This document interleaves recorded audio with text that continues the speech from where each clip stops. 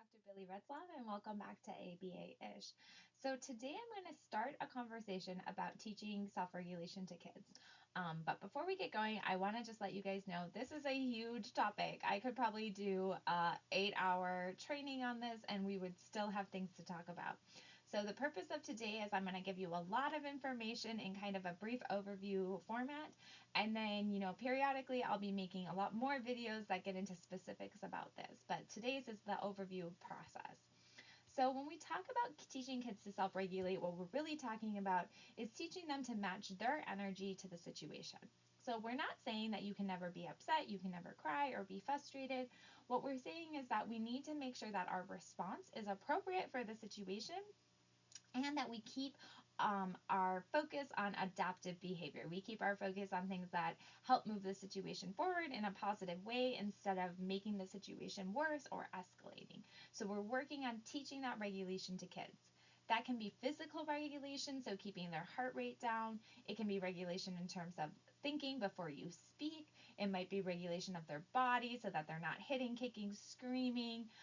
But it can also be a little bit more of that emotional regulation of kind of keeping your emotions at an appropriate level for the problem. So big problems are allowed to have big reactions, and then we move forward from those. But we want to be careful about small problems having big reactions that we get stuck in. Okay, so what we're not going to focus on today is what we're teaching. But I do need to make sure that we cover it a little bit. So the most important thing is that when we are teaching explicit calming strategies to kids.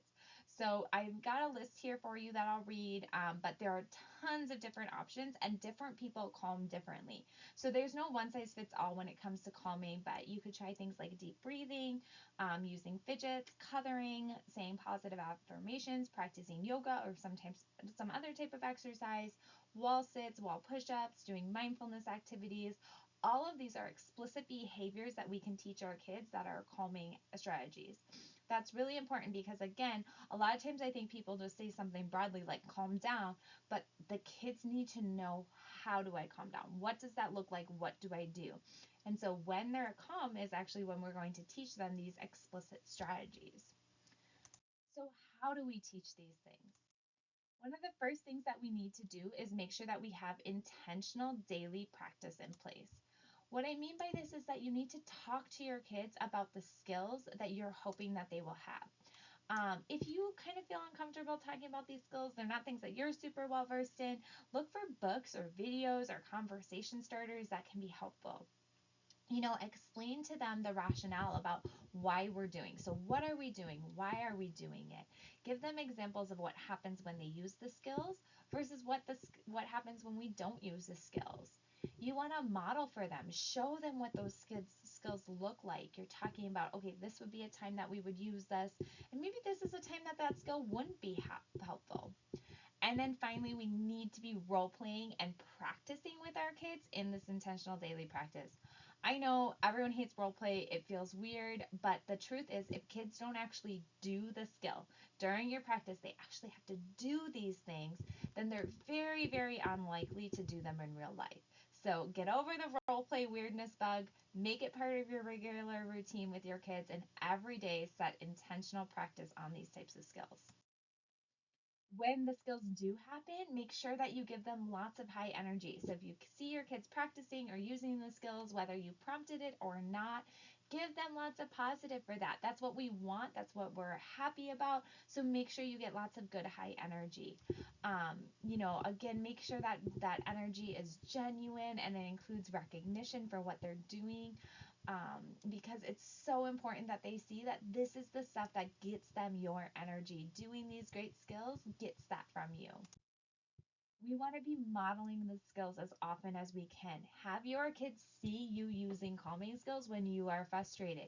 We all get frustrated every single day. You might get frustrated with your kids, with your spouse, with your partner, with another, a house chore, with a jar you can't open, whatever it is. We all have times throughout the day that we need to use calming strategies. We have to demonstrate and be the models of great self-regulation. We have to look at the size of the problem and make sure our response is appropriate to that size and that we're focusing our energy on moving forward in an adaptive way. So be honest, model these skills with your kids, tell them what you're doing and why you're doing it. If you are not a good self regulator, the number one thing you can do is get better at it and practice those skills yourself, because your kids are watching you. They're learning from you. They're seeing how you handle those situations. So if you know this is an area of growth for yourself, that's okay. Be honest with your kids about that and work on it together. Make sure that you do planned practice, or you some people call this pre-teaching, when you know that your kid is going into a situation that is potentially challenging for them. So an example of this is like my daughter sometimes struggles when routines get off beat. So she's really routine oriented. She's very verbal, so she likes things to kind of go in the same way every single day. I knew that my dad was going to watch her the other night at bedtime, and she has kind of a specific bedtime routine that she likes. And so her and I practiced ahead of time and talked about, what are you going to do if grandpa doesn't do your bedtime the right way, or he gets confused, or he doesn't understand?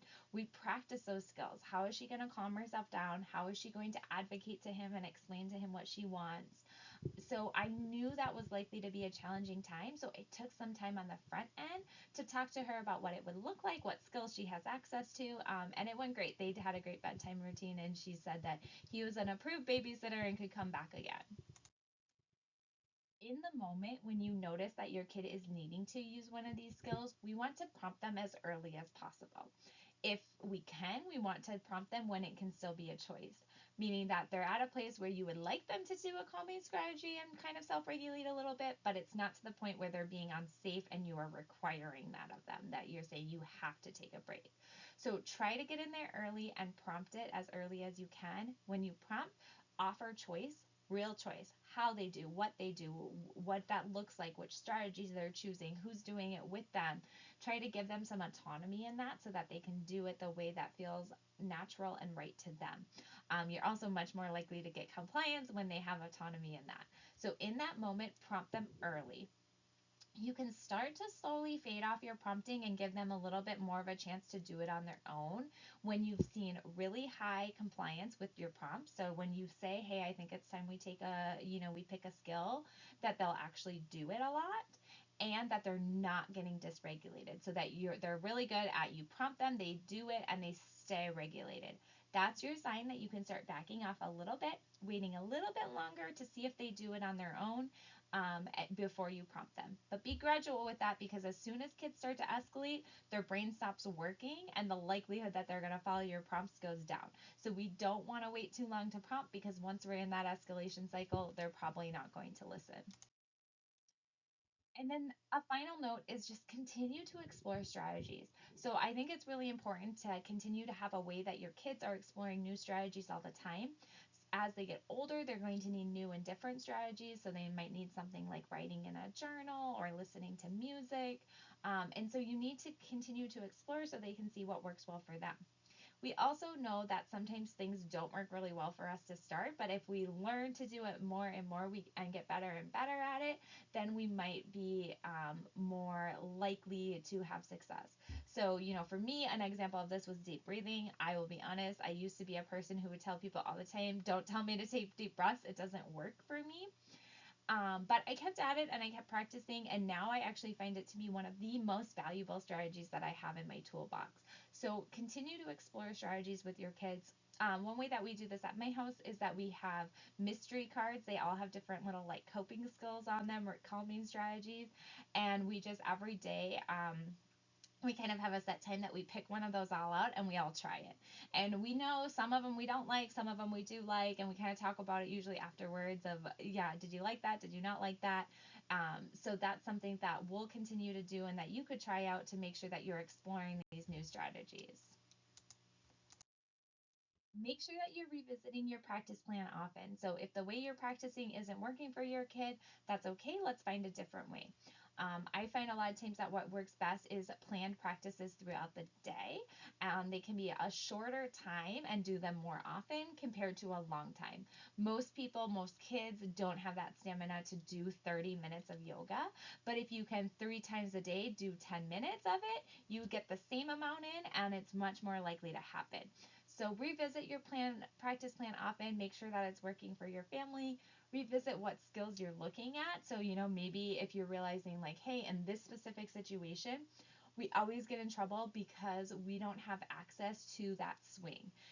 At our house, my daughter really loves to use this swing as a calming strategy, but we don't have that anywhere else. So we really need to ramp up and practice things that don't require that swing. So make sure you're revisiting that plan often and being flexible with it. The priority of your practice and your teaching should be that it's kid driven and fun. This is again not meant to be something that is forced. You shouldn't be forcing them to practice because that's not going to work. We want to make it fun. We want to make it something that they have choice and autonomy in. I told you about the cards we use. So that's kind of like a mystery skill practice that can be really fun for kids. My daughter really loves to do teach mommy the skill. So she wants to be the teacher and instruct me about how and when I should use it and give me feedback on how I'm doing. And so that's really fun for her.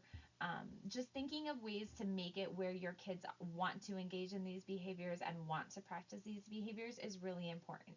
So that's unique to your kid. It might include, I had one friend who her kid was really obsessed with Mario. And so she made this whole cool thing about the Mario characters practicing all the different skills, which was really great. Just finding those ways to keep it kid driven and fun because, again, if you're having to force this practice and teaching time, you are not in a very good place because we're doing that when they're calm and regulated. So if they're struggling to use those skills when they're calm and regulated, the likelihood that they use them when they're escalated and need them is really low. So keep working and trying new ways to make it fun and interesting for them. Talk to your kid about what they would like to try. And if you've tried all that and you're still not having any success, it might be time to reach out to some support for individualized help.